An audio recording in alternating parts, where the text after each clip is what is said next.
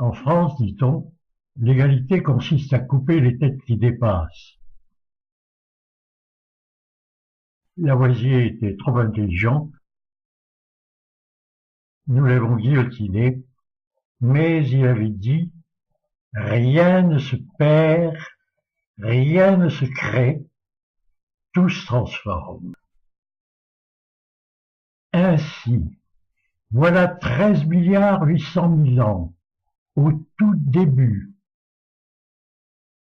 Étions-nous tous déjà présents, avec tous nos constituants, dans ce minuscule condensé de matière et d'énergie dont l'explosion continue à s'étendre dans les myriades de galaxies en extension dans notre univers. Dans la nôtre, un soleil, tournant autour de lui, la Terre. La Terre et sa fine écorce minérale, la géosphère, celle des géologues. Les gaz brûlants qui s'en sont échappés l'ont doublé d'une atmosphère. En se combinant, deux de ces gaz, l'oxygène et l'hydrogène, ont formé une molécule nouvelle et particulièrement précieuse, l'eau sous forme de vapeur. Quand la température lui a permis de se condenser, des déluges d'eau liquide sont tombés sur la croûte, l'ont ravinée, se sont rassemblés en fleuves, en lacs, en océans et parfois en glaciers. Alors, voilà 3 milliards d'années, se produira un phénomène totalement inconnu depuis le Big Bang. Si les minéraux étaient inertes, c'est dans l'eau des océans que des particules élémentaires vont se combiner en nouvelles molécules, dotées de pouvoirs jusque-là inédits. Celui de s'organiser pour se développer avant de disparaître. Apanage d'un organisme autonome, protégé par une membrane. Celui de se reproduire à l'identique, par simple division cellulaire, en attendant l'apparition d'organismes sexués. Celui de s'assembler pour devenir de nouveaux organismes, de plus en plus complexes, multicellulaires, autonomes, diversifiés et identifiés par un ADN.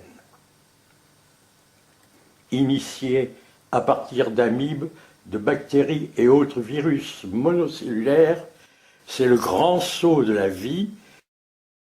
La géosphère s'est doublée d'une biosphère, celle des biologistes. À partir de là, refaire l'historique du vivant si magistralement décrit par Darwin serait fastidieux. Résumons.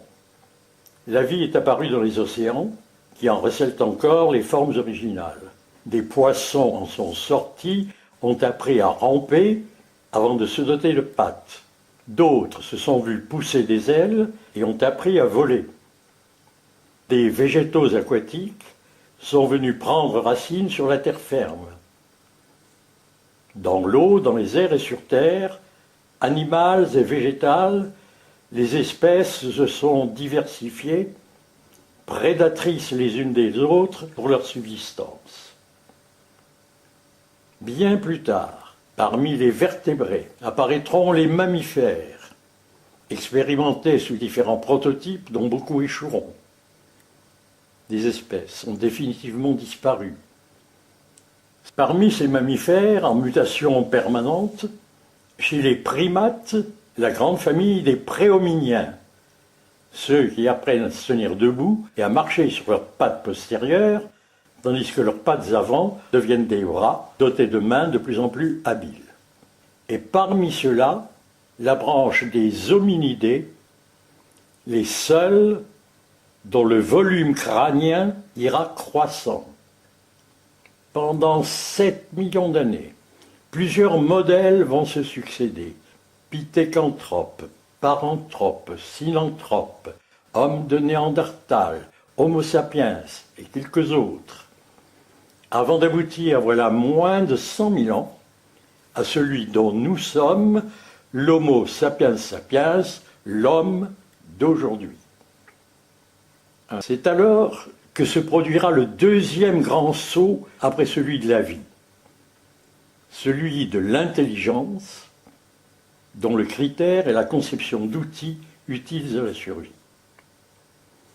Apte à la réflexion, cette intelligence l'amènera à s'interroger sur ses conditions, à imaginer des concepts et à nous en laisser des traces gravées ou peintes. L'homme avait pris conscience de lui-même et de son environnement. Il pourra dire « je pense, donc je suis ». Tel fut l'avènement de ce que les Grecs appelaient « nous », l'esprit.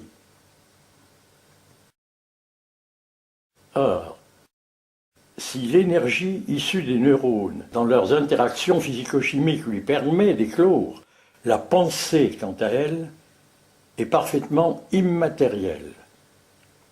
L'esprit n'est constitué d'aucune de ces particules physiques élémentaires identifiées dans le Big Bang et détectables par nos outils scientifiques ou mathématiques. Alors, si rien ne se perd, rien ne se crée, cette autre particule indétectable n'était-elle pas déjà présente parmi elles dès ce moment-là? Quelles sont la nature et l'origine de l'esprit? Ces questions restent posées. Et ce n'est pas tout.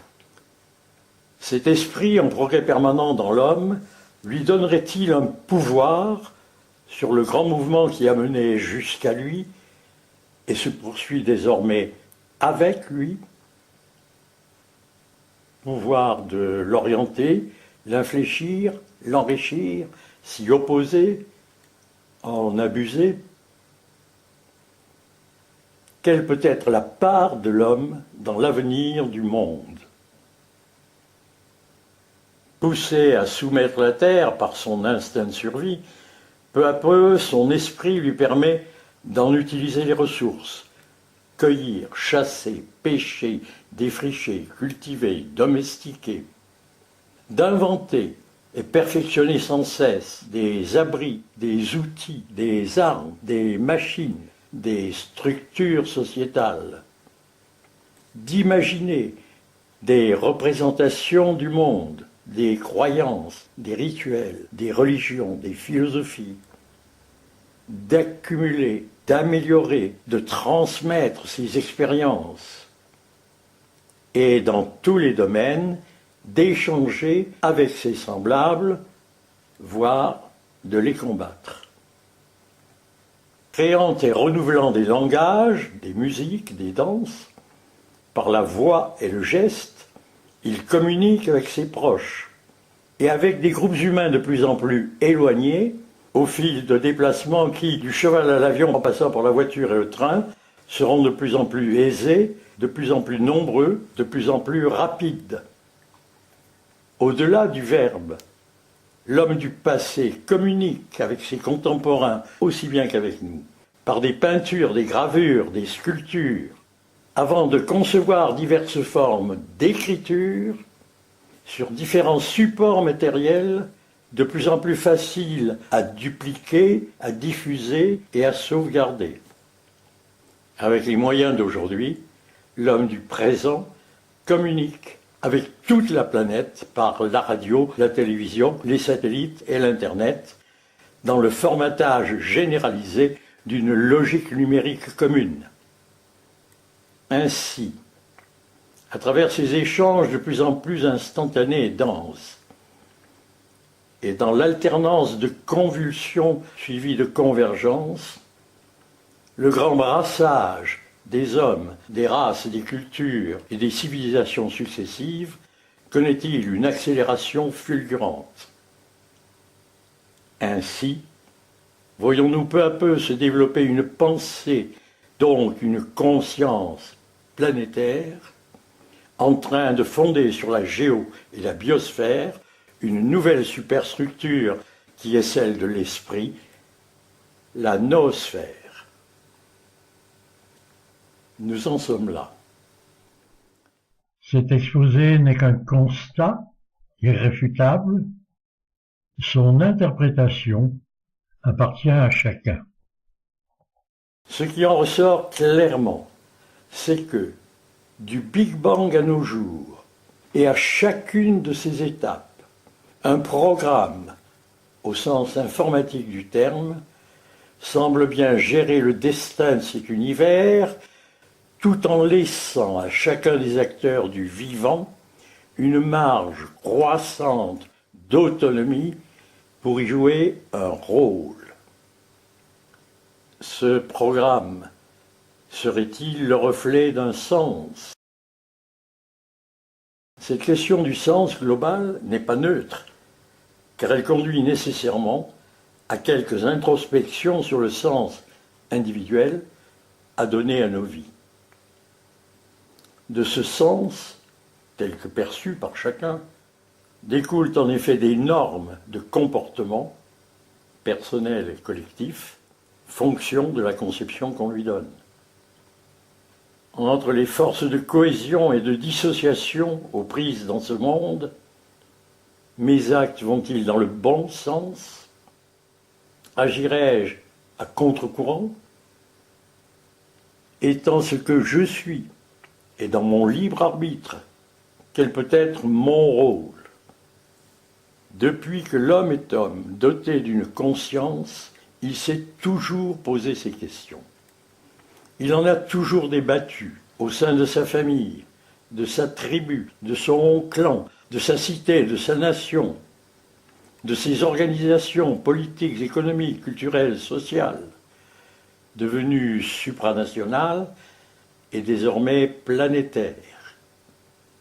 Des religions, des idéologies, des États ont toujours tenté d'y répondre en édictant des normes et des lois toujours remises en cause et toujours perfectibles. Naturelles ou philosophiques, laïques ou religieuses, des morales ont vu le jour, inspirées les unes des autres et parfois en contradiction. Il y eut un début, le mouvement est en marche, vers où?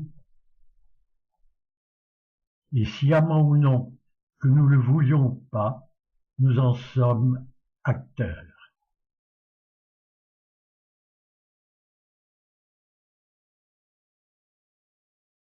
Il semblerait qu'un scénario comparable soit parfaitement envisageable ailleurs dans l'univers. Et après? Et si, après une phase d'expansion, cet univers connaissait une phase de contraction vers un Big Crunch symétrique du Big Bang? Des scientifiques l'envisagent. La fin du monde ou la fin d'un monde, celui que nous connaissons? Dormons tranquilles. Les particules élémentaires de notre petite Terre, de notre petit Soleil et les nôtres, dont l'esprit, seront depuis bien longtemps recyclés pour servir à autre chose, car rien ne se perd, rien ne se crée, tout se transforme.